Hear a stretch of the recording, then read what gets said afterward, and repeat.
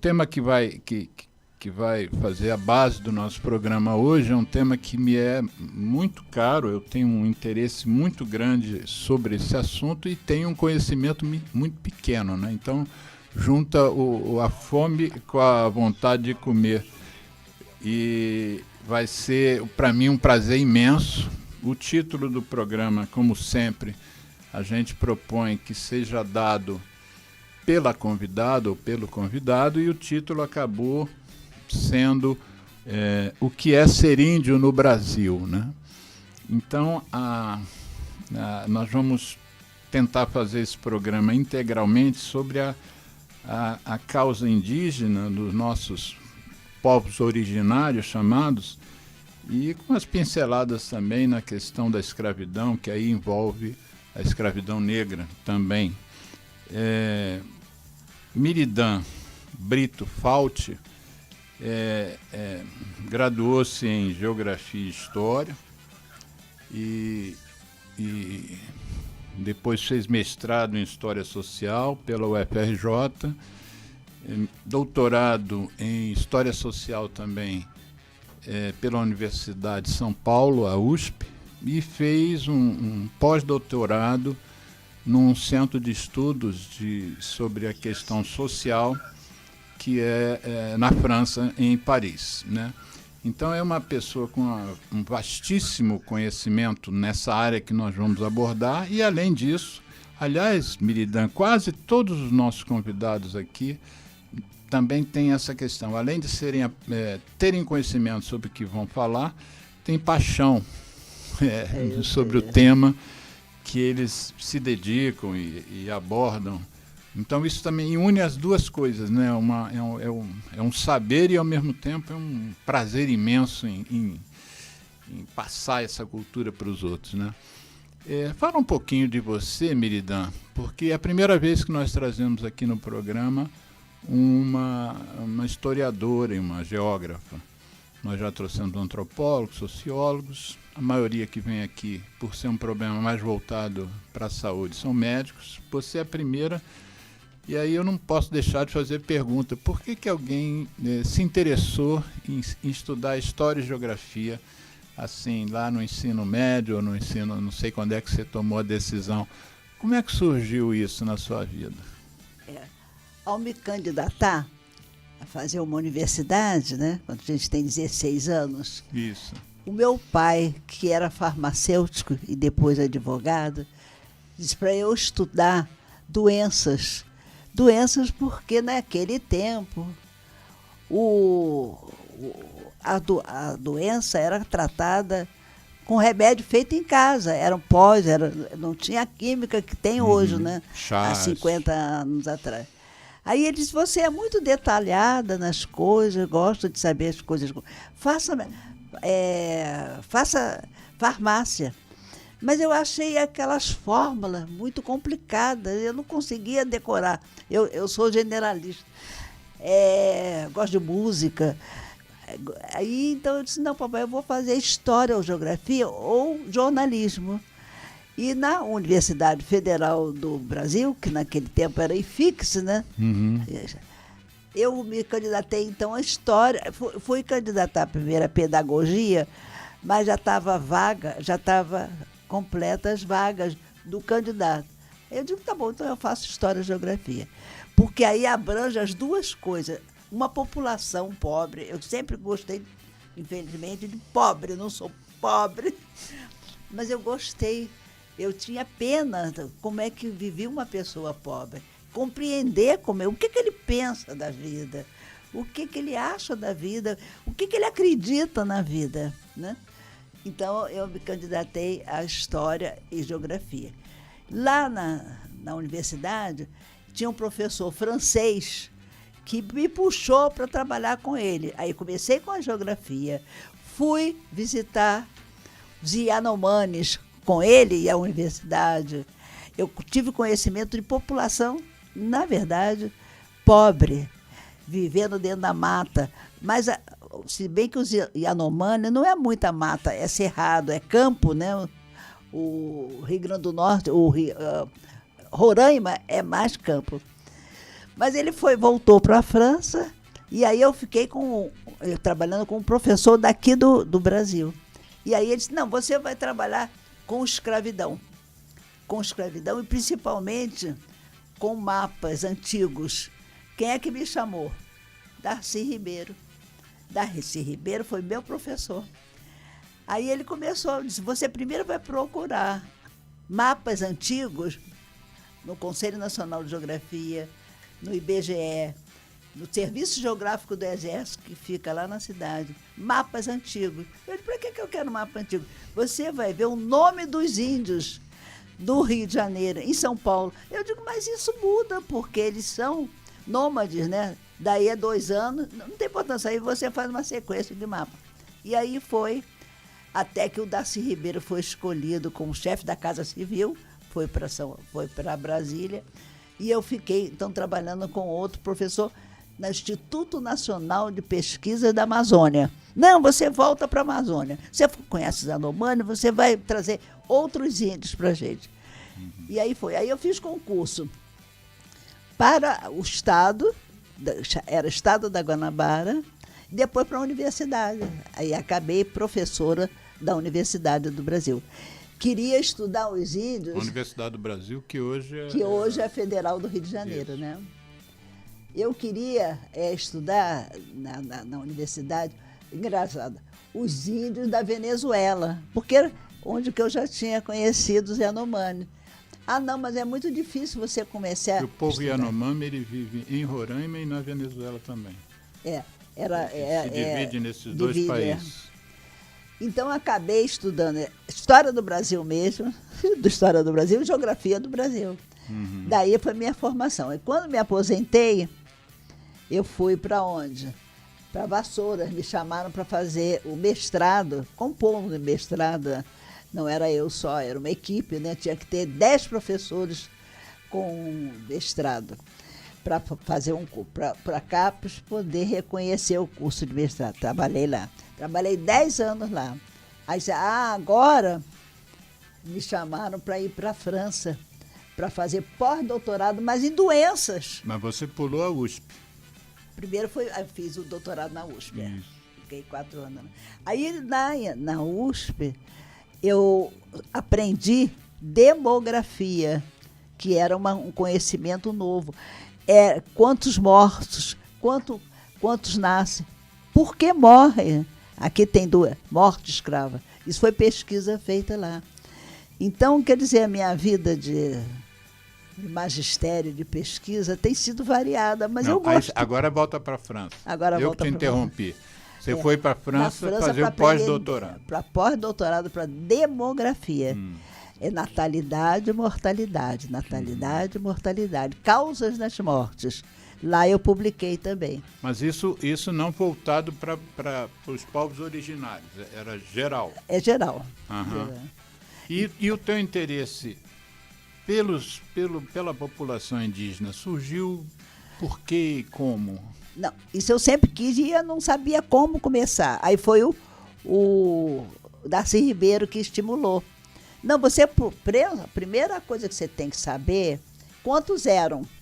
Mas como é que eu posso saber isso? Ele disse, você tem conhecimento de mapa... Quantos eram os índios no Brasil? Quantos eram os índios no Brasil? Uhum. E onde estavam? Então, foi uns 5 ou 6 anos, depois ele foi convidado para trabalhar e ir para Brasília, para o INEP, né? Instituto Nacional de Estudos Pedagógicos, né? Que ele dirigia. Então, a vida minha tem sido sempre uma procura e achado. Quando eu procuro e acho, eu fico tão contente, agora eu vou estudar isso. Por exemplo, agora, a gente explicando, eu quero entender por que fazem tanta tatuagem.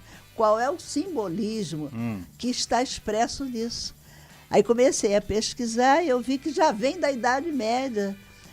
Na Inglaterra, o que tem a Inglaterra com isso? Andavam nus, era sinal de importância. Você, todo tatuagem. Isso eu sabia. Então, a minha vida tem sido assim, várias pesquisas. Nesse meio tempo aí seu longo trajeto como professora, como estudiosa. Né? Longo mesmo. Você escreveu Aproveitar mais enquanto de... ainda estou com... não estou com Alzheimer. Vamos aproveitar, e eu também.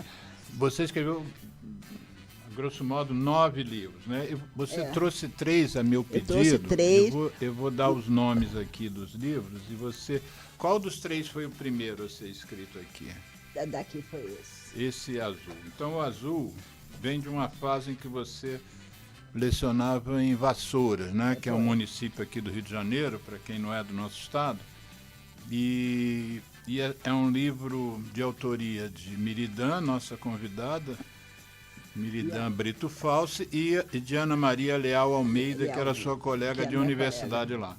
E o título do livro é A Morte Escrava em Vassouras. Porque, de onde veio a ideia desse título aqui? Porque lá eu continuei a pesquisa quem eram os primeiros habitantes de índios, eram os coroados, mas não existia documentação. Os livros que existiam originalmente sumiram. Houve uma mudança, era o Serviço Geográfico, CDH, Centro de Demografia Histórica, com livros espetaculares, dizem que eram, né? Sumiram, jogam para um lado. Mas você está falando de Vassouras. De Vassouras. E essa escravidão que você está se referindo é de índio? Estava lá, é de livro. Não, é de índio. Ou é de negro? De negro. Ah, de negro. De negro, é. Lá eu não encontrei dados sobre coroados. É falado pelos historiadores antigos. O que é coroados? Desculpa é um a índio, ignorância. uma tribo indígena que tinha lá. Mas ela foi toda submetida e confinada, que eles chamam redução. Faz uma redução, acaba com os costumes. É só a igreja dominando, é só a igreja determinando o que eles vão fazer. Na verdade, a redução é um acabamento de uma população indígena. É o desaparecimento de uma cultura local. Deixa eu pegar essa sua palavra, porque eu vi uma apresentação sua e que você começa a apresentação dizendo que aquela apresentação é sobre uma população em desaparecimento. É verdade. O que é para nós que não temos a sua cultura? Descreve como uma população desaparece. Os colonizadores, que em geral eram portugueses, né? Há 200 anos atrás, 300 anos atrás eram portugueses. Depois é que vieram os italianos e outras nacionalidades. Eles ganhavam posto importante, ganhavam terra, se eles acabassem, matassem, vamos usar a palavra, matassem população indígena. Por quê? O indígena roubava as fazendas, roubava mulheres. Eles diziam isso dos indígenas, mas eles faziam a mesma coisa. Então, mas os indígenas faziam isso mesmo? Os indígenas gostavam, vou usar a palavra gostava, era muito comum eles incendiarem as fazendas. Mas como revanche dos portugueses obrigarem eles a trabalhar. Os portugueses povoaram uma cidade, né? Fizeram primeiro uma capela, disseram que ia ser religioso, ia ter Deus, e diziam, mas vocês têm que apanhar pau-brasil. Então aqui o litoral todo do Brasil é com pau-brasil. Na época, desculpe fazer essa explicação, mas nem todo mundo sabe. Não peça desculpa, isso para nós é uma riqueza imensa. Não existia. Nós fomos educados, a maioria de nós, educados por uma escola que, vamos dizer assim, trouxe a verdade do vencedor, né? De uma certa maneira. Então, não foi valorizada a cultura do povo indígena, não. Porque eles foram derrotados, né? Entre aspas, né? Enfim, continua. Enfim, o português, quando chegou aqui, 1500, verificou que aqui tinha um pau, né? Uma planta, uma árvore, 30 metros de altura, que tinha uma casca. E aquela casca fervida dava uma tinta, que aquilo era importantíssimo. Por quê? Porque as anilinas só foram inventadas, descobertas pela indústria química no século XVIII. Século XVI não tinham. Então, eles iam apanhar... Era uma tinta vermelha, não é isso? Tinta vermelha. Então, essa tinta vermelha que no Mediterrâneo existe, que é tirada de um molusco chamado... É molusco mesmo, que eles espremem um molusco e dá uma tinta vermelha, era caríssimo. Só usava vermelho os papas, os padres, com o bispo, né? Com vermelho era uma cor rara. Quando eles chegaram, encontraram o pau-brasil aqui, que também tinha na Índia, né? Tinha também, mas aqui tinha todo o litoral com pau-brasil. Então eles pediram para o índio colaborar. O índio ficou contente. Colaborar de que maneira? Quer dizer, cortar a árvore para eles. Então eu vou contar uma coisa muito interessante a vocês. Aí eles pediam, o escravo dizia que ia ganhar o quê? O índio dizia assim: não, vocês vão ganhar apoio para derrotar outra tribo. O índio era muito guerreiro. A posição dele é de dominação também. Dominação do seu espaço. Vocês vão ganhar ajuda para acabar com os tupinambás. Tapuia, Tupinambá, Coroado. Então, depois eles eram traídos. Eles é que eram aprisionados. Mas eles fugiam, que o escravo, o índio, tem característica de andar daqui até Maranguape, a pé. Né? Daqui até Marambaia. Marambaia eles andam com a maior facilidade. Deve dar aí uns 50 quilômetros. 50 quilômetros, fugiam. Então, o que eu estava falando? Da tinta. Era uma riqueza fabulosa. O índio ajudou. Aí o índio perguntou para o português: mas por que você quer tanta madeira? Ah, porque eu vou fazer uma casa. Ué, mas eu já tenho madeira para fazer uma casa. Mas para que você... Não, mas eu quero mais. Mas por que você quer mais? Porque eu vou vender. O que é vender? Não, eu vou ganhar lucro com isso. Mas o que é lucro? Você vai ganhar terra. Terra? Mas para que você quer tanta terra? Então o índio, não a cabeça dele, a cultura dele, a questão mental, ele não entendeu essa coisa. Aí ele disse assim: não, e também eu vou ganhar dinheiro ou prestígio, porque eu vou vender. Aí, para vender para quem? Ah, para os parentes, para os amigos, vou fazer 1, 2, 3, 4 casas. Aí o índio parou, isso é contado pelos viajantes da época.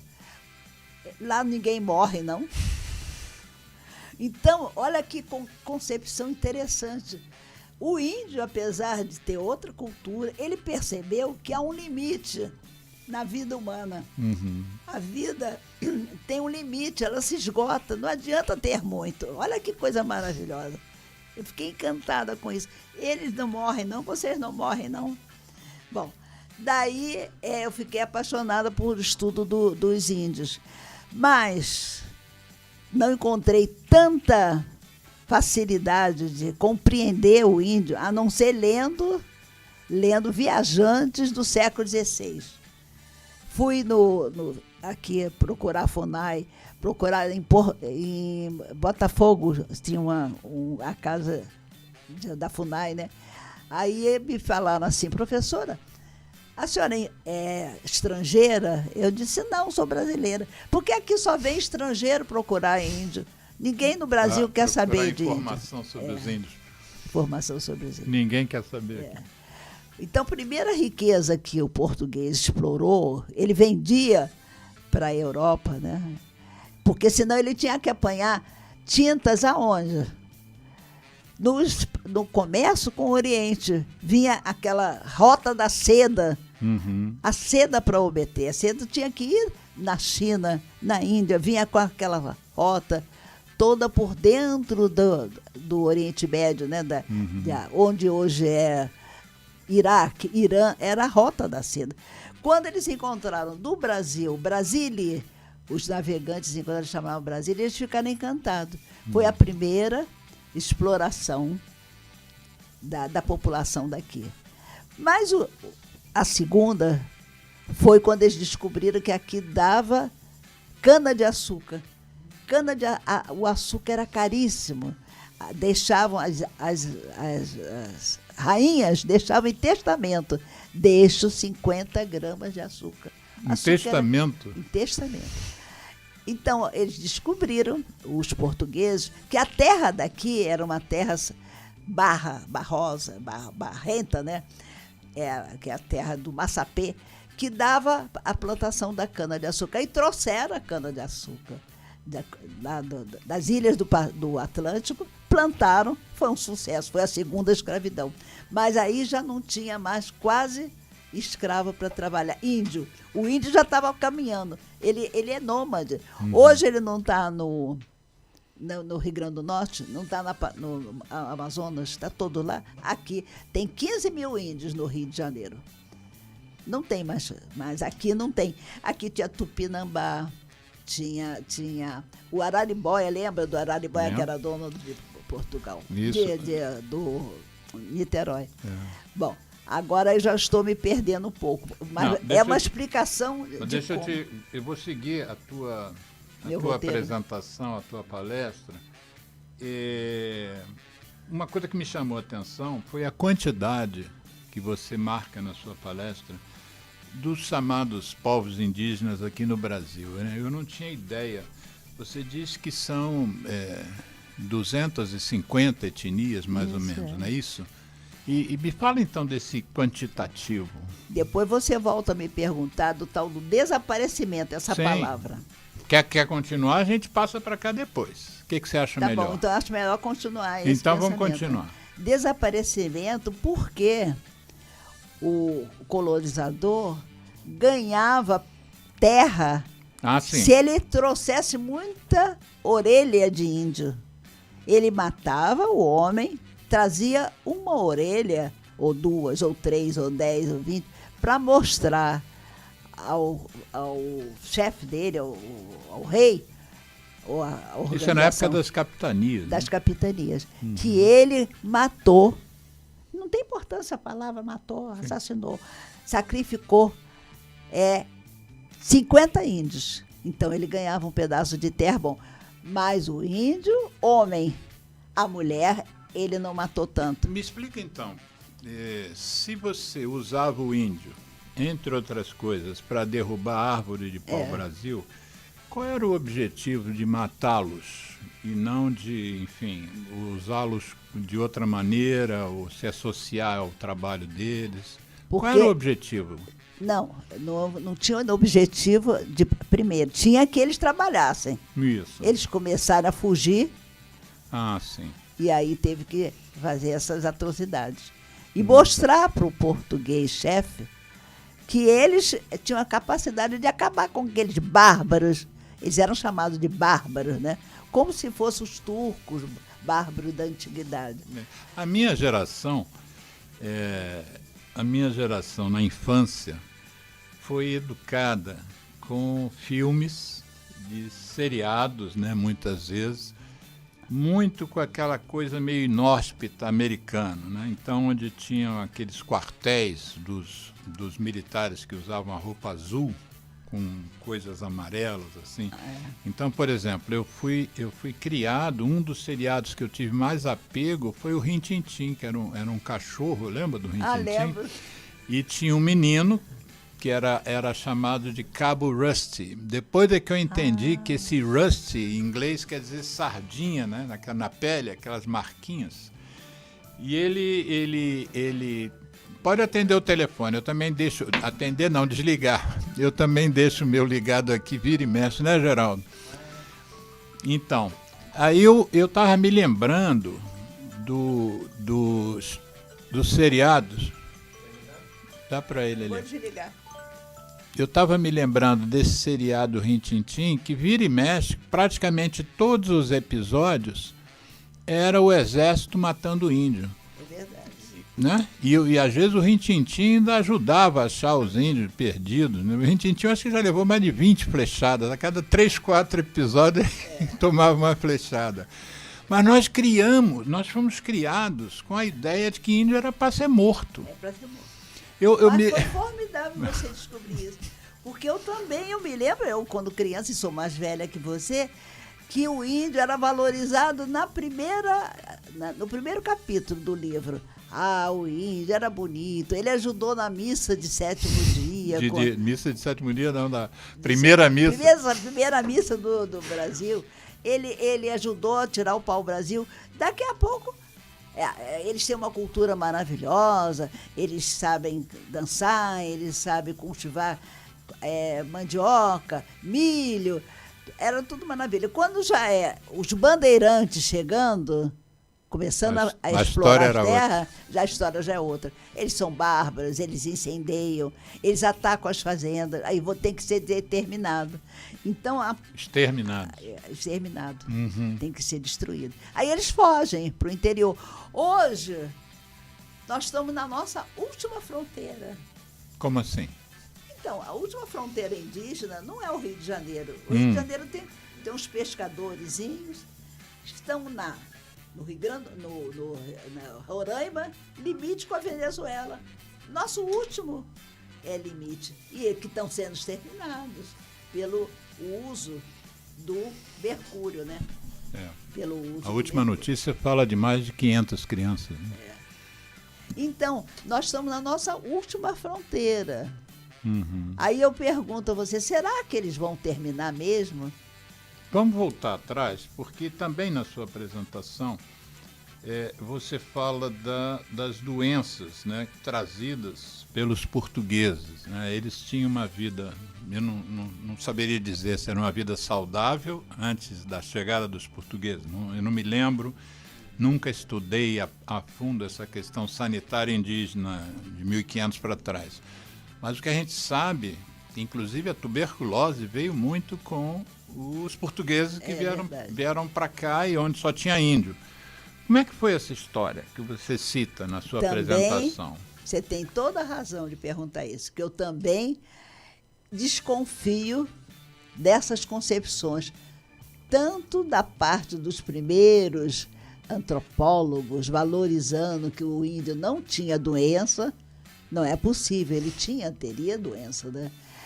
Como a desvalorização que eles tinham AIDS, doenças sexuais transmissíveis, também que não tinham ou que tinham. Todas as duas informações são não confiáveis. Por quê? Não tinha estudo. Uhum. Não tinha um estudo. O que se dizia era uma fraqueza orgânica, né? Uhum. Até um certo ponto eles tinham assim, 40 anos. Com 50 anos, hoje eu tenho dados populacionais, é a média de vida do índio. Hoje, e que subiu em relação ao que o Darcy Ribeiro dizia, que eles tinham uma doença, tinham uma saúde maravilhosa. Ele dizia isso, ele valorizava do outro lado. O Darcy Ribeiro viveu entre os índios 2 anos, chama Urubu, lá no Maranhão. Dizia que eles tinham excelente doença. Mas aí saúde. Eu perguntei, saúde. Mas eles morriam de quê? Não, eles morriam causa natural da velhice. Não era. É contaminação. Hoje está provado, nos mapas populacionais do IBGE, né, 2010, 2020, que eles tinham doenças infecciosas seríssimas, parasitárias. Uhum. E diziam que não, que foram só os portugueses que transmitiram. Então, hoje, com os estudos... A própria malária devia... A própria malária. Não. E outras, que a gente ouve, a gente fala em dengue, chikungunya e tal, mas naquela época os mosquitos deviam também passar outras viroses, né? Então, você me perguntou isso, porque eles eram saudáveis, não eram.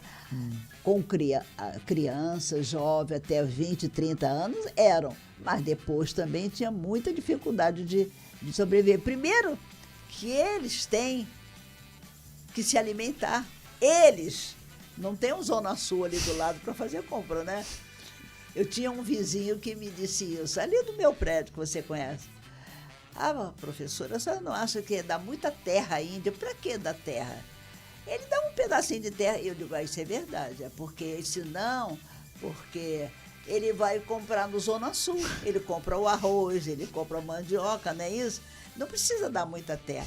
Então, nós também... Zona Sul, para quem não é do Rio, é um supermercado. Aqui na Zona Sul do Rio de Janeiro. Então, eles tinham que procurar a comida deles. A mulher indígena é que plantava. É a mandioca que eles descobriram, né, uma raiz branca, começaram a plantar outra vez, e ela se dá muito, né? O milho também foi descoberta deles, ou já uso deles, né? E a caça era a proteína e era o vegetal, né? Então ele tinha a caça, tinha pesca, um conhecimento fabuloso de como circundar um lago com cipós, fazer verdadeiros aquários, né? Pegavam. Agora, como manter? A dificuldade era como manter, porque se não tinha preservação, né? Não tinha geladeira naquela época. Não tinha geladeira. Então, assavam tudo. A alimentação do índio, não sei se você já sabe, ou outras pessoas que estão vendo ali, era, para nós, hoje em dia, que somos todos puristas na alimentação, muito complicada. Porque eles caçavam uma paca, né? Uma capivara, que tem uns 8 quilos. Eles têm que comer aqueles 8 quilos em 2 a 3 dias. Aí comem, vomitam. Bota um dedo na garganta, vomita. Dança, ficaram um dia de festa. 2 noites dançando, comendo, depois. Não tem a preservação. Então, eles começaram a descobrir conchas, né? No interior, tem umas cuias, é uma planta rasteira, como se fosse uma melancia, né? Que fica oca por dentro, você retirando a polpa e armazenar, mas também só pode armazenar por pouco tempo, né? Então eles comiam planta. Até porque naquela época, como é que eles tratariam uma gastroenterite se eles pegassem uma infecção por essa carne apodrecida, né? Então, eu acho que a população, quer dizer, estudiosa, tem que rever esses conceitos, que eles não tinham doença, que se alimentavam muito bem. Depende. Depende, porque tem épocas que não tem frutas, né? Tem épocas no Brasil que não tem frutas. Hoje tem, porque foram trazidas da Índia, a manga, várias plantas foram.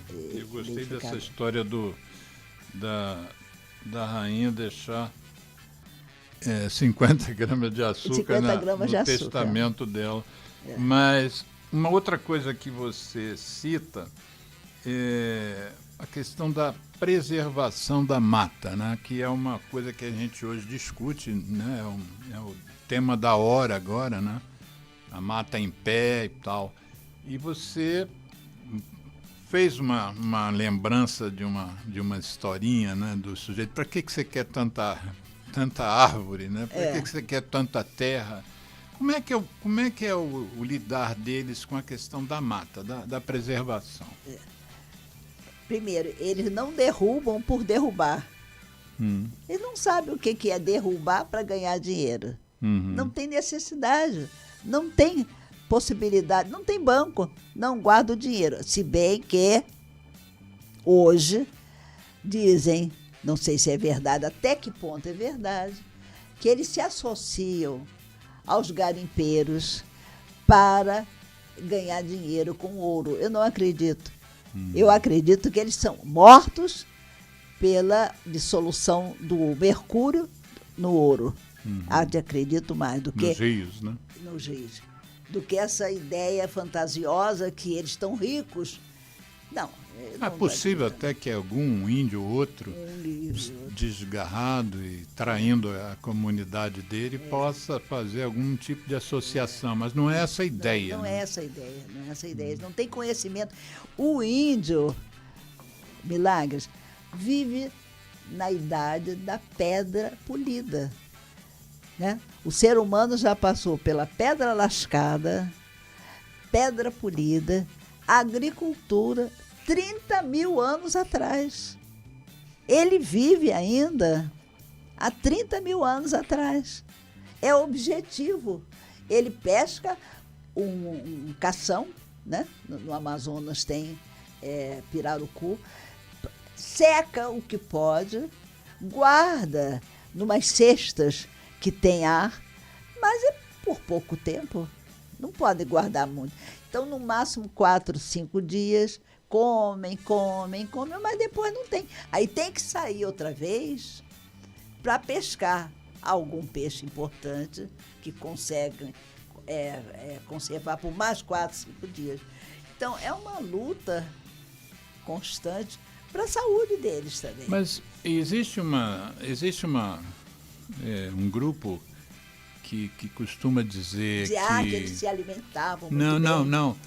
Já mais agora, que dizer que eles têm direito às conquistas que nós temos, então que eles não deveriam ser impedidos de terem acesso à nossa cultura, enfim, a tudo isso que a gente aqui convive de uma certa forma natural, faz parte da nossa vida, e tem gente que diz que eles teriam direito a isso.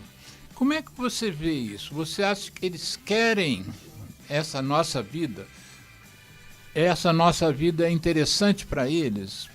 Como um todo, como para algum ou outro deve ser, mas como um todo. Você acha que o que nós vivemos, eles gostariam de viver também? Eu vou dar uma opinião Sim. comparativa com outros povos, né? Sim.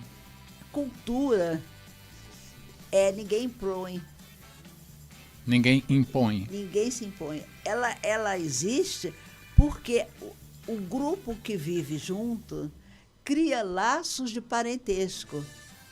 Essa mulher vai casar, tem até ordens de pagamento de casamento, como nós vamos desenvolver na sociedade burguesa. Você é para casar com o meu irmão. Para quê? Então, sanguineamente, eles são parentes. Por que eu disse que ser índio no Brasil e não ser povo indígena? Uhum. O Viveiros de Castro, né, que é o antropólogo, ele disse que índio é o elemento assim solto, que não tem laço de parentesco, mas rapidamente ele forma os laços de parentesco para continuar ou naquela etnia. Depois eu falo das etnias, para continuar. E aí ele forma um grupo de 20, 30, 40, 50. Por que para mais ou menos aos 100? Por quê? O grupo de 100 pessoas. Porque senão não tem como sustentar.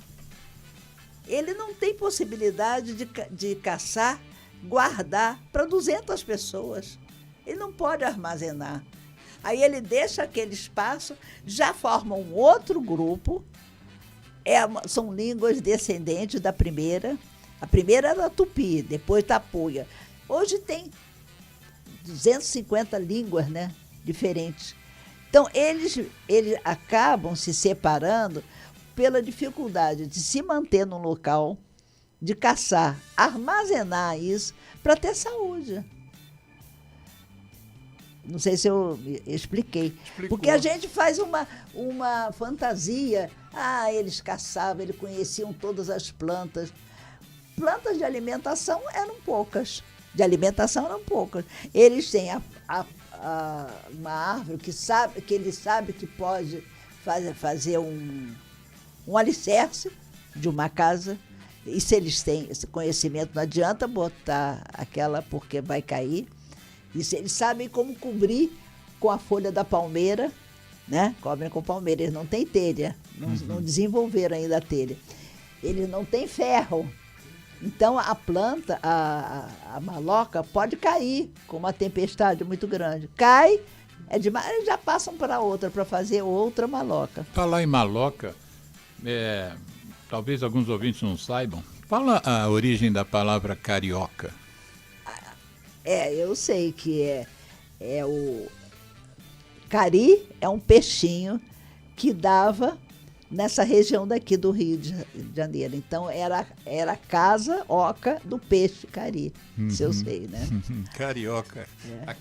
A casa do peixe Por falar cari. em língua, Aí eu vou aproveitar para falar. A língua indígena, ela não tem, ela parece grego, ela é uma justaposição, né? Ipanema, Ipa quer dizer uma coisa, Nema quer dizer outra. Água podre fechada. Ipanema quer dizer água podre fechada? Porque é uma lagoa. Então, ele não faz. Eu não faz declinação de verbo. Eu amo você. Uhum. Eu, você. Eu. Fazem muito gesto. Né? Então, a língua deles, se a gente quiser desvalorizar, quer dizer, é uma língua com poucos elementos de indexação, de combinação. Parece até um alemão. Juntar as palavras. Piauí, você sabe o que quer dizer? Não. Piau é um peixinho pequeno. E é o rio, uma água forte. Então, a água que tem o peixe piau, uma frase é condensada numa palavra. Então, isso deu margem a existir tantas línguas, porque o outro já elaborou de outra maneira. Uhum. A quantidade de palavras que são nossas, hoje em dia, do nosso vocabulário, que eram tupi.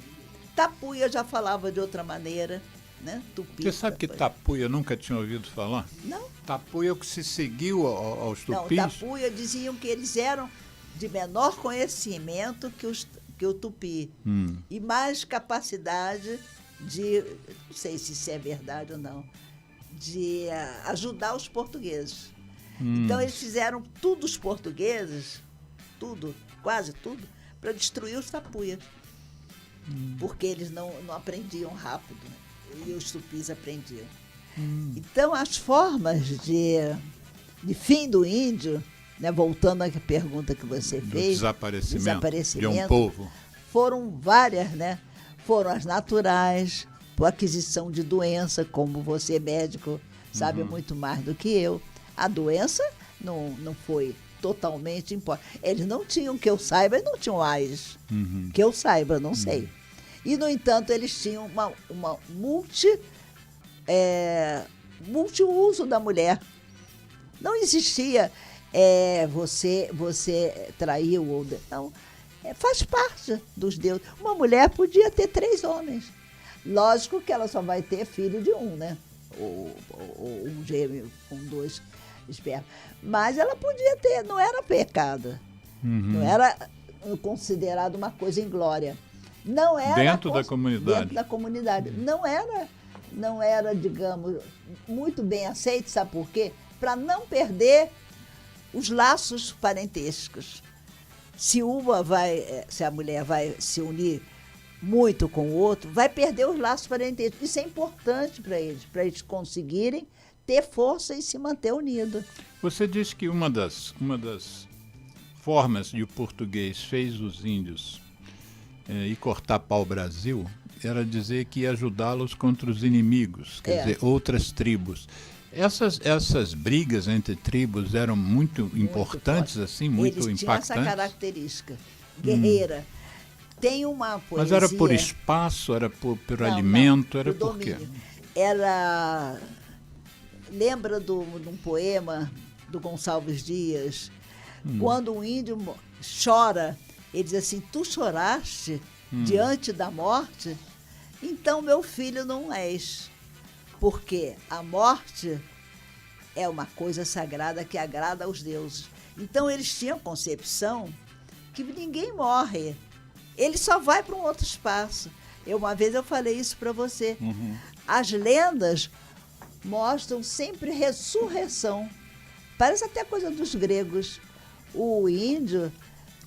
a sua aguinha aqui que você não tomou ainda, hein? Ele ressurge. Ele não morre. Ele não foi. Então,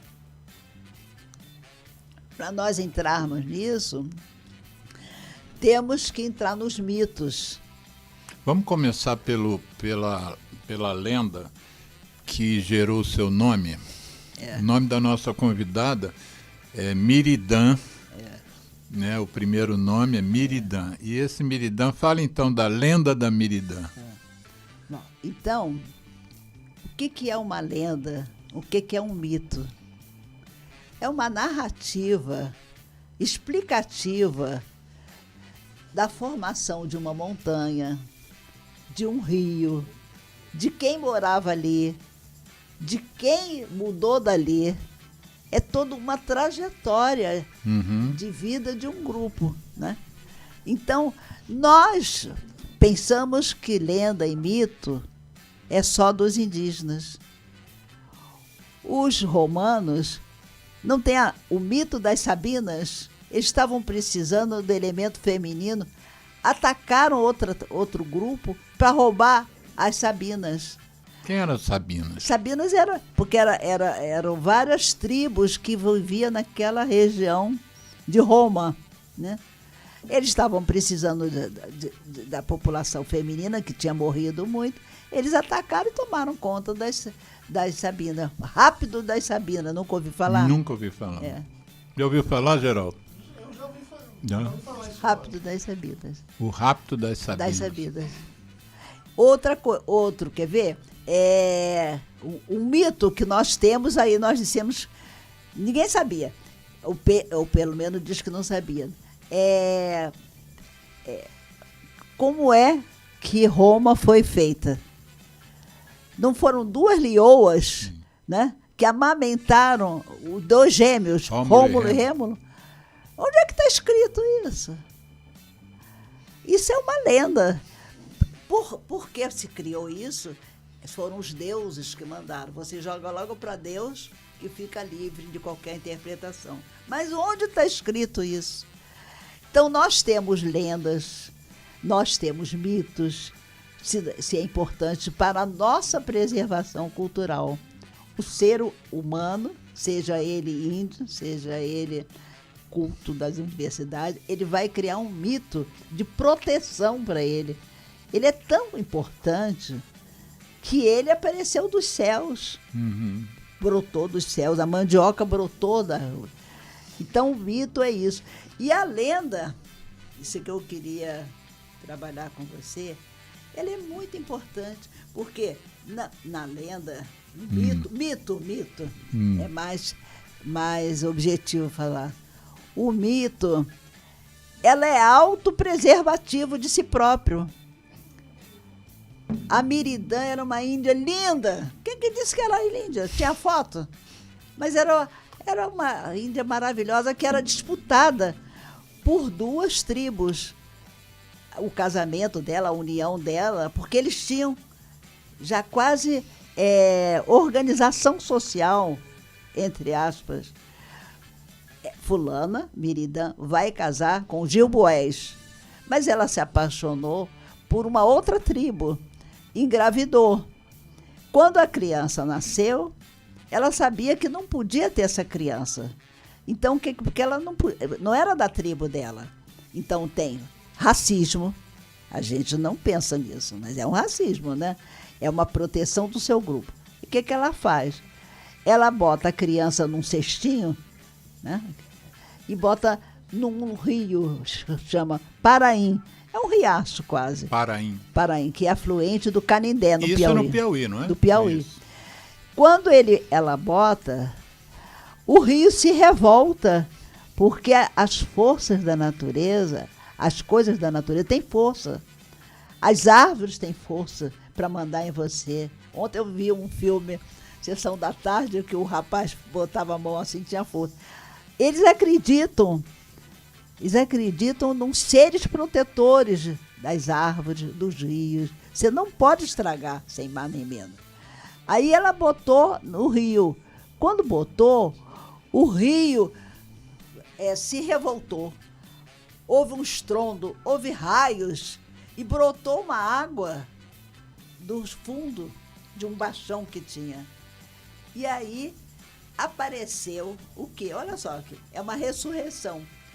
Uma criança, que eles chamam de Membira, é uma criança indesejada, ela não era filha de ninguém, ela era da água, essa criança. criança pequenininha, mas tinha barba branca. Então, essa criança aparece de vez em quando para dizer, eu existo, mas eu sou uma membira, um membira. Eu não posso voltar para tribo nenhuma, mas eu apareço para lembrar que o mundo vai se acabar. Mas o dia que eu falar, ele se acaba. Que coisa linda isso aqui. O mundo não terminou. Existem forças dentro daquele lago que vai estar mantendo o mundo. Só o dia que ele falar, ele não vai falar nunca, porque ele é uma criança, um recém-nascido. Eu acho a lenda tão bonita, porque ele... E o que seu pai ou sua mãe tinha relação com essa lenda para botarem o seu nome? Papai era piauense, né? Uhum. Aí ele ouvia falar disso, ele foi lá no sul para ver, porque a lagoa de no sul do Parnaguá, Piauí. É do Piauí, papai. No sul do Piauí que ele foi. É do sul do Piauí. É uma lagoa que já fica perto de Goiás, no sul, né? Aí ele foi e disse assim, mas por que isso aparece aqui? Não tem outra lagoa, porque o Piauí tem várias lagoas, né? Um terreno sedimentar, né? Que já foi mar, né? O interior do Piauí já foi mar. Então, tem várias lagoas. Essa é uma das maiores que tem lá. Por que foi lá? Ninguém sabe. A lenda não explica tudo, não né? Explica tudo. Mas explica o seguinte, ela não morreu. Ela fica maluca. Miridã fica maluca. Aí ela se joga na lagoa para ficar junto do filho. Mas ele continua a aparecer nas noites de lua cheia, quando está muito seco, mas ela quer dizer, essa criança quer dizer que vai chover. Quando ela aparece, é porque vai dizer, vai chover. Não fiquem preocupados. Vamos pular para outra lenda, de Zabelê. Zabelê era também, o que eu acho bonito na lenda, eu acho que eu comentei com você, é porque tem as forças da natureza e as forças do ser humano. É o amor, é a morte, é a ressurreição. São os fenômenos que existem no ser humano, né? Então, o amor é uma força tão grande entre os indígenas. Eu fico boba quando eu me conto uma coisa assim. Eu não sabia, eu tinha que estudar Freud, eu não sabia que o amor é tão forte entre os indígenas. Porque a gente vê nos nossos romances, né, que na preservação da espécie, né, mas eles também têm. E, desculpe fazer um parêntese, eu tenho assistido muito a história no YouTube dos pássaros. Os pássaros também têm um cuidado de se manter para não sumir, né? Eu já vi também dos leões. Eles têm um cuidado, a mãe leoa, ela tem um cuidado para não sumir. Então eu fico... Mas vamos voltar para Zabelê. Fiquei muito curioso. Então tinham duas tribos, cujo um casal se amava, tinha esse amor, mas não podia... Mas um era de cada tribo. Era de cada tribo. Eles não podiam continuar. Como sempre, tem um rival que descobriu e contou para a tribo dela que ela estava se encontrando com coisa. Então, chama toda a tribo para guerrear o outro. Lógico que todos morreram. Foi uma guerra, que diz que a guerra entre eles é muito forte. Muito. Depois eu conto da capacidade que eles têm de matar. Aí houve uma dizimação daquelas duas tribos. Mas olha só que bonito na lenda. O deus Tupã não pode terminar com eles. Não pode. A vida é incontrolável. Quem determina tudo é Tupã. Então, transformou em dois pássaros, né? Chama-se Zabelê e o companheiro. E eles vivem sempre juntos. Quando um some, diz que tem um canto maravilhoso, eu nunca escutei, chamando onde é que ela está. Aí ela aparece e aí eles percorrem todo o sertão, e lá não é mata, é zona de cerrado, né? Percorre para ficarem juntas, enquanto puderem se autorreproduzirem, né? Se reproduzirem. Então eu fiquei encantada, porque não há morte. Ela vai reaparecer. E essas duas lendas que nós estamos falando por enquanto são lendas indígenas. São lendas indígenas. E o Saci Pererê? Saci Pererê, ele é protetor da floresta, porque dentro da floresta tem o amor, tem o traiçoeiro, gato maracajá, que está sempre espreitando tudo para tirar vantagem. Gato maracajá? Gato maracajá. Então, dentro da floresta, tem um Saci Pererê, que ela é um garoto, né? Que corre muito, só com uma perna, com um gorro vermelho. Ele aparece, mas ele não desaparece, ele está escondido na floresta, tomando conta quem é que vem lá para destruir as árvores. Ele protege a floresta. Ele é um protetor da mata. Engraçado isso. Então, e por que será que puseram ele com aquele cachimbo na boca? Com cachimbo eu sempre associo aquele cachimbo a ele ter menos numa perna. Bom, o índio o cigarro fumava muito, você sabe, né? Ele fuma. Para o mundo ocidental, o cigarro veio de índios, americanos e índios aqui da América do Sul, do Brasil mesmo. Eles fumam muito. Sempre fumaram, né? Mas... Para você estava uma explicação. Por quê? Qual é a importância do fumo para eles? Né? Porque se o fumo for de ordem de droga, de uma... eu não sei como é que se chama em medicina, né? Que tem um componente de droga, é uma calma, é uma paz, entrar em transe, né? Pode ser isso, né? Agora, por que eles descobriram o fumo? O fumo é nativo no Brasil, né? Na América. Então, eles descobriram o uso do fumo, a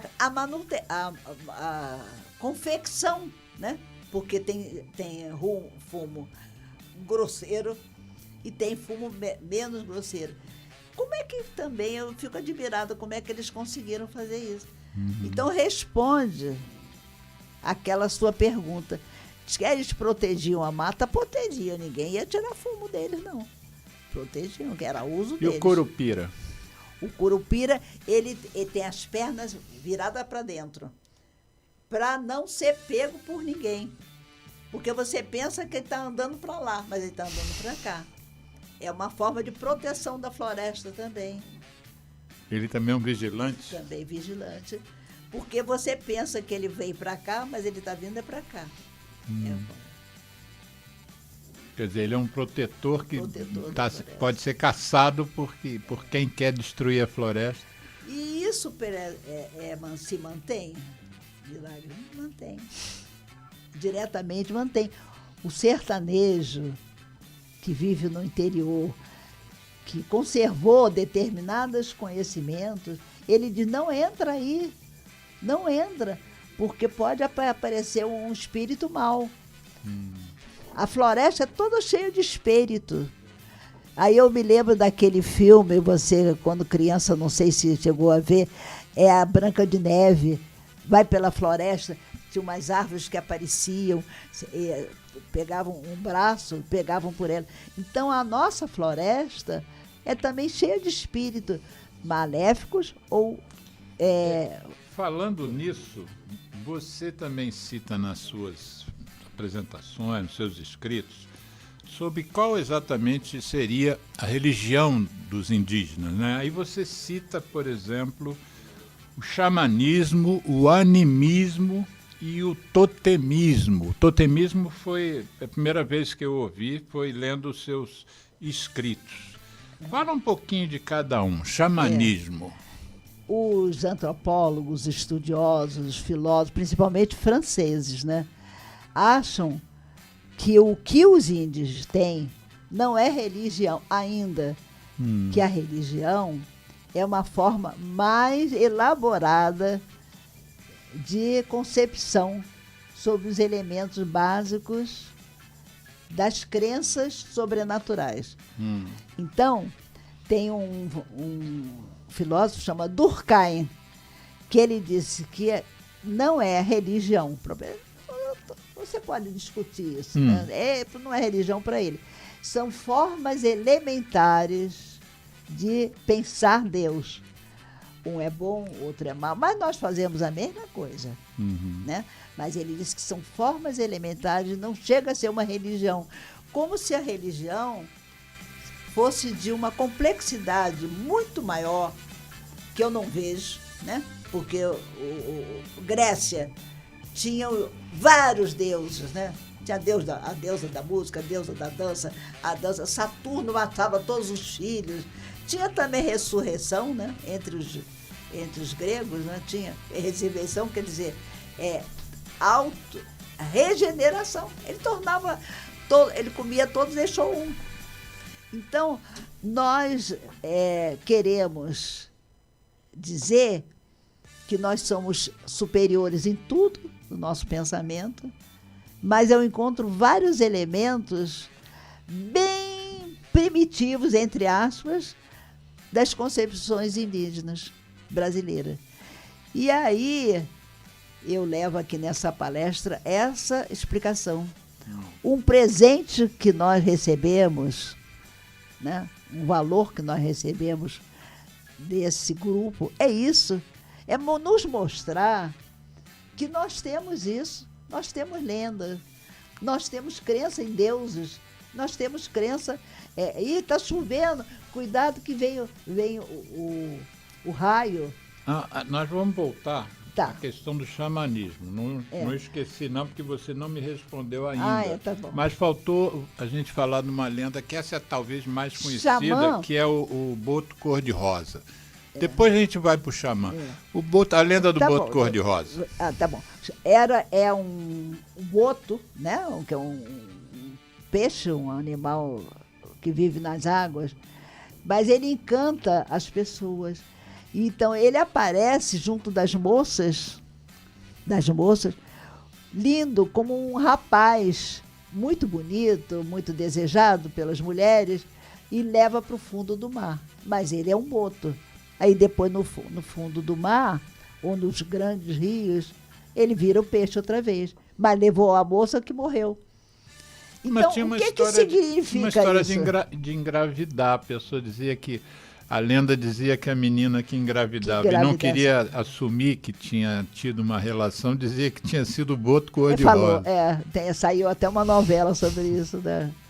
Tem sim. Mas você falou, o que isso quer dizer? Levar lá para o fundo do mar, virar peixe de novo e a menina morrer. Eu também interpretei, né? Deduzi ou criei isso na minha cabeça. Deve ser falta de mulher. Porque uma das grandes coisas que a gente vê nesses grupos primitivos é a desigualdade numérica entre a população de homem e de mulher. A mulher sempre foi um elemento importante, né, numa sociedade. Você não lembra disso? Né? Eu contava para os meus alunos assim, aqui tem 9 mulheres e um homem. Quem vai ser mais importante? O homem. Eu digo, não, a mulher. No final de um ano, vão ter 9 crianças. Agora tem ao contrário, tem 9 homens e uma mulher. No final do ano, que a gestação é 9 meses, quantas crianças vão ter? Se tem 9 mulheres e são 9 crianças. Mas se tiver só um homem, eu digo, a não ser que o homem fecunde as 9. Então, essa relação homem e mulher é muito importante num grupo primitivo. As formas de casamento nada mais são do que uma dedução disso do ser humano. E quem é que viu isso? O xamã. Quem é o xamã? É uma pessoa tida como mais culta ou mais perceptiva, né? Percebeu a importância de fazer esse xamã. É quase como se fosse um pajé, né? Ele determina, não pode ter esse relacionamento. Hoje o Okinawa, como é o Okinawa, né? Puxei para cá. Isso é o Cátia, você está tirando o nome da nossa ONG do programa, não pode. Ah, é? Mas fala, o xamã e o pajé. Você leu aquele livro da Queda do Céu? E você diz assim, já vou te responder, não li. Você diz assim, é uma pessoa que tem conhecimento, xamã, né? Ou pajé, conhecimento de interpretar as forças da natureza e se conectar com os espíritos ancestrais. Quer dizer, além dele ter mais conhecimento que os outros, ele teria essa, vamos dizer, capacidade de se conectar com os ancestrais. Isso é o que ele achava, é o que ele dizia? As pessoas, o grupo acreditava que ele tinha uma força superior. Nada mais é do que para nós, o que um espírito, um espírito encarnado. Né? Eu não posso falar a palavra aqui, Jesus Cristo. Jesus Cristo, o que é para nós? Eu sou católica, né, acredito. É um homem superior, quer dizer, de conhecimento, de interpretação da vida superior ao grupo da época, né? Até hoje, né? Até hoje. Animismo. O que seria o animismo? É a crença que tudo tem uma alma. Tudo. Tudo. Uma árvore tem uma alma, uma flor. Esse é preservado. Animismo de ânima, né? Que quer dizer alma. Esse, até hoje, nós cremos, né? Nós conversamos, eu pelo menos converso com uma planta. Eu converso com todas. E às vezes dou bronca nelas também. Eu digo, filhinha, por que você não programa? Eu botei você aqui para apanhar sol. Olha, não fica zangada não, então eu vou tirar daqui. Eu faço isso. De quem que nós herdamos isso? Não, eles acham inclusive que as pedras têm alma também, as montanhas, né? É um negócio, é uma concepção de vida bem interessante, né? Porque a gente parece que as coisas estão ali para nos servir, né? Eles não têm uma vida própria, né? Vamos dizer. Estou precisando de pedra, vamos acabar com essa pedreira aqui. Esquecendo da possibilidade que aquilo é um ser vivo, né? E o totemismo? Totemismo é a crença que um animal, mas não tem muito no Brasil, não. Eu li que tinha, mas não tem. Tem muito na Austrália, né? O totem. É a crença que um animal pode incorporar-se em você. É um totem. Temporariamente, por alguma tarefa? Mandar na sua vida, ou então a vida toda. E você, então, é do totem, do jaburu, o tato da... Aqui teria um peixe. Ele se incorpora. Tinha uma novela que passou, que era a Juba, né? Juma, Maria, Pantanal. Como é que era uma onça, né? Uma onça, que ela incorporava uma figura feminina. Então, isso são resquícios que as pessoas do interior acreditam. E aí eu vou fazer uma dilatação. Nós, católicos, apostólicos, romanos, também acreditamos. Uma vez eu levei uns alunos no Museu Nacional para ver as múmias. E aí ela tinha um peito, era uma múmia que pegou fogo, uma menina de 15 anos, né? Ela era filha de um sacerdote, com uma tela. Para quê? Para não entrar maus elementos numa múmia. Aí, quando o rapaz era um que tinha lá, que recebia a gente, um cientista, ele era alemão. Aí ele disse assim, olha, eles acreditavam com essa tela porque eles acreditam na preservação da alma, né? Que a alma volta para alimentar-se. Tanto que você deve deixar comida do lado, né? Porque ela vem de noite comer.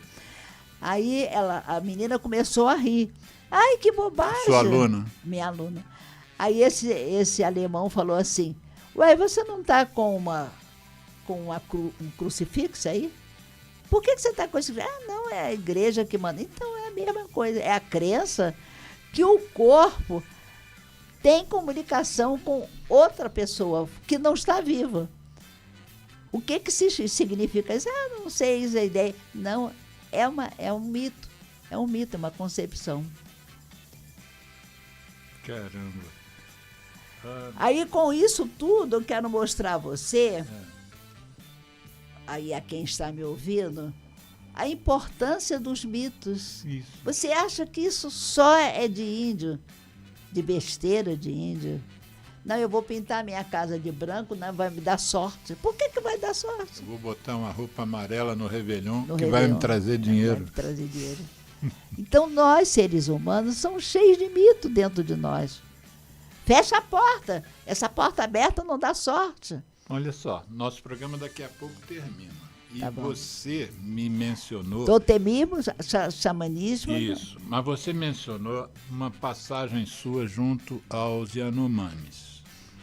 E agora, recentemente, a gente tem visto notícias sobre os Yanomamis de cortar o coração. Despolitizando essa questão, pensando no seu relacionamento com esse tema.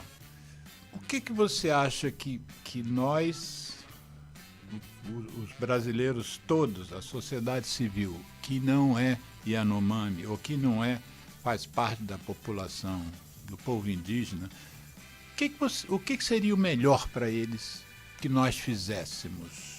Fica livre para pensar, você, com tudo que você conhece. Eu, aliás, não mencionei que, além do livro A Morte Escrava em Vassouras, a professora Miridã nos trouxe aqui também Escravos do Sertão, que é um livro seu, Escravos do Sertão, Demografia, Trabalho e Relações Sociais. Essa edição aqui é de 2022. E tem um outro livro também de Miridã, Brito Falsi, com Ildete Pereira de Melo, A Sinhazinha Emancipada, a paixão e os negócios na vida de uma ousada mulher do século XIX. Vamos fazer um outro programa só sobre a Sinhazinha. Tá bom. O que você, assim, se você tivesse o poder de influenciar os nossos governantes, quem está à frente, o que você diria para essas pessoas? Que é o melhor a fazer pelo povo indígena? Na minha opinião, tem que circunscrever a área que eles vivem. Tem que circunscrever. Por quê? Nós, o que é circunscrever para quem marcar não conhece as a terras palavra deles. Eu acho que foi o Bolsonaro, né, que tirou a marcação, né? Porque a criação aquele que é Xingu, Xingu, né? Sei, eu esqueci o nome. Não tem. Foi criado quando? Já tem uns 30 anos. Uhum. Então eles ficam, entre aspas, eles ficam controlados, eles ficam dominados por nós, mas não tem outro jeito, porque eles não têm arma de fogo, a não ser que eles comprem. Comprem por quê? Por um vizinho fazendeiro que quer a terra, aí vende facão. Eles não têm arma, eles não têm conhecimento dos metais. O problema deles, né? Problemas que seria uma coisa maravilhosa, eles vivem na idade da pedra, mas acaba com eles. Eles não têm o conhecimento de como usar os metais. Ele está na idade da pedra. Então, eu acho que pode ser criticado o meu pensamento, que a proteção de fazer, circunscrever... o território, aquele território deles. Território, que eles fazem estudo, levam o antropólogo para lá, tem que ver se as culturas, né, as etnias, não vão entrar em choque. Então, fazer o espaço de moradia deles seria uma forma de preservar por mais, talvez, uns 500 anos. A natalidade está aumentando, né? Mortalidade diminuiu com os cuidados médicos que tem feito. Eu acho, posso ser que eu esteja errado, porque o Bolsonaro, se lembra que ele falou assim, antropólogo não pode ver um cocô de um índio que quer logo preservar. É uma das besteiras que ele disse que... rapaz, você tem que me avisar antes. Quem é? Você quer fazer aí o comentário? Porque eu aqui já não estou acessando. É Miriam Teodoro. Miriam Teodoro. Querida Miriam Da Teodoro. Silva. Olá, boa tarde, doutor. Hoje consegui, estou aqui. Um abraço para todos. Ai, que bom, Miriam. Carlos Eduardo Fonseca Filho. Aham. É de Imperatriz Maranhão. Olha. Opa!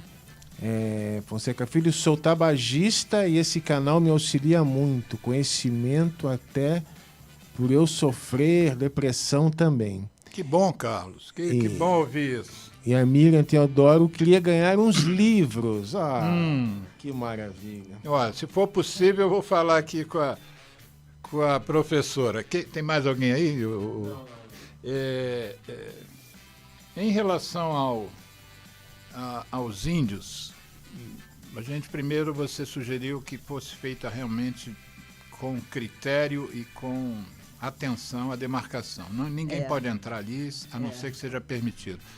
Mas o que você acha que nós temos a aprender com a cultura deles? O que você acha, assim, claro que é muita coisa, mas o que você ressaltaria? Olha, isso aqui valeria a pena a gente aprender com eles. Dá um exemplo, quantos você achar necessários em 5 minutos. Parece, né, à primeira vista, que a gente não tem mais nada a aprender. Porque as plantas alucinógenas a gente conhece, as plantas comestíveis a gente conhece. Tem a Feira Livre aí, né? Então, parece, mas o que a gente tem deles é conhecimento da vida. Da mostra que viver é um ato de fé, de vontade de viver. Os índios não têm depressão, que é um fenômeno da nossa atualidade, né? Eles não têm depressão. Eles vivem perante nós, pela ideia que nos passa, felizes, desde que eles tenham aquele espaço que é a mata para eles é o céu. É o céu. É o céu. Então, aparentemente, não tem malucos, eles não têm doidos. Saúde mental deles parece que é mantida porque, pelo menos a explicação, eu não sou médica, porque eles têm um modo de viver, acreditam naquele modo de viver, não querem ter outro modo de viver, não querem ter dinheiro, não querem ter mais casas, só tem uma. Naquela casa, o Copenau passa, né? A última floresta naquele filme dele. Tem uma maloca onde que moram 150 pessoas.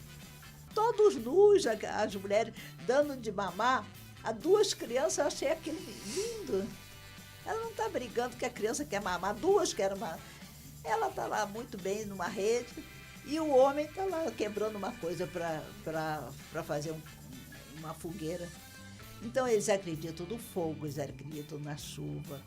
Não vai sair, tem chuva. Não é que eles acreditam que vão pegar tuberculose, nem pneumonia, não. Não é sagrado para eles descerem. Então, você perguntou, aí o que eles têm que nos ensinar? Preserva a vida, sem desejo de coisas dominar materiais. o outro. Acúmulo, né?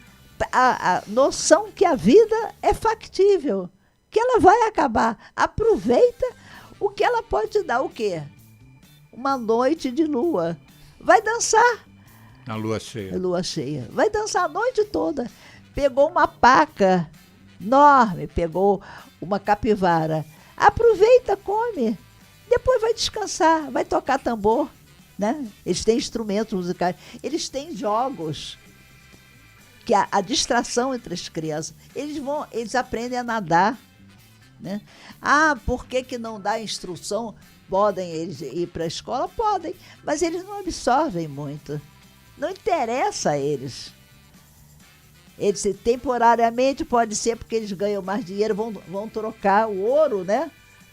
Que estão lá explorando, para ganhar mais o quê? Para comprar o quê? Um carro? Não precisam de carro. Então, essa noção da vida é lindo entre indígenas.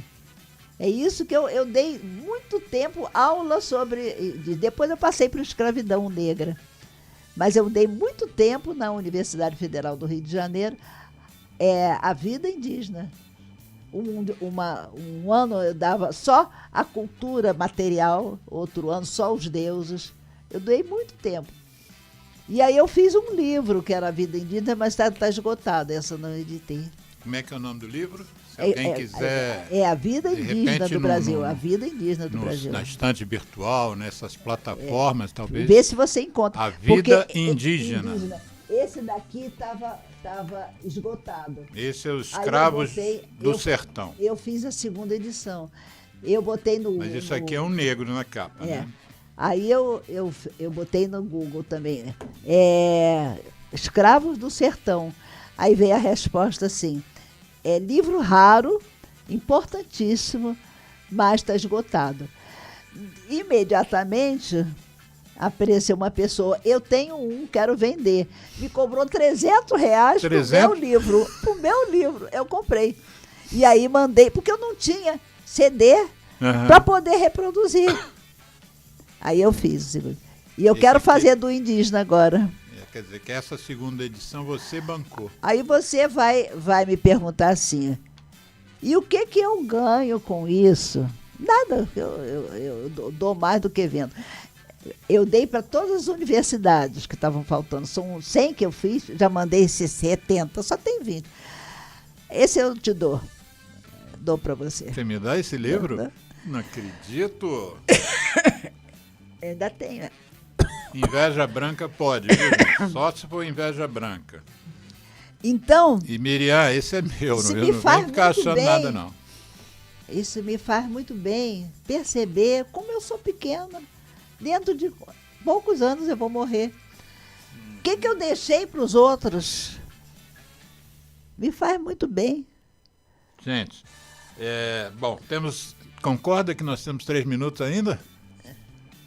Temos 2 minutos e 20 segundos. 2 minutos e 20 segundos. Eu vou gastar 20 segundos agradecendo a sua presença aqui hoje, já pensando em trazer você de novo agora para a gente falar sobre a escravidão negra, inclusive para abordar mais a fundo esse livro, o livro que você fez no Tempo de Vassouras, e a Sinhazinha Emancipada. Esse é muito interessante.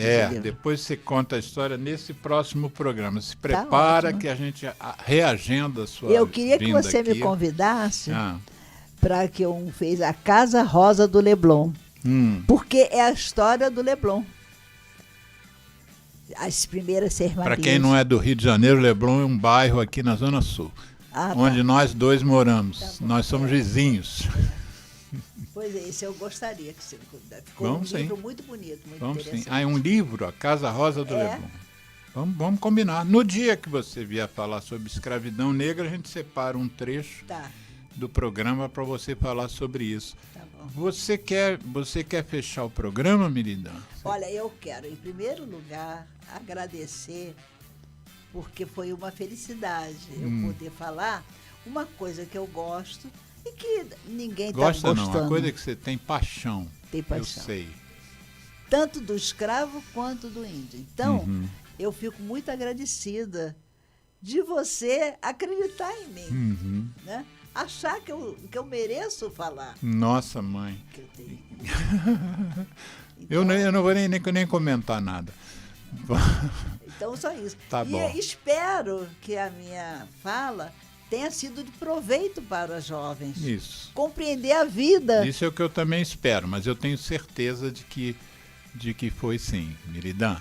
Obrigado, obrigado aos Geraldo, a filha da Miriam está aqui com o nosso Geraldo Rodrigues, nosso operador, Monique Knox. Esse é filha... que eu não posso eu posso te dar esse, agora esses dois eu não posso. Não, são fica tão aí. raros já também. Estou honrado em receber esse, vou começar a lê-lo hoje. Tá. Gente, por favor, divulguem o programa, hein?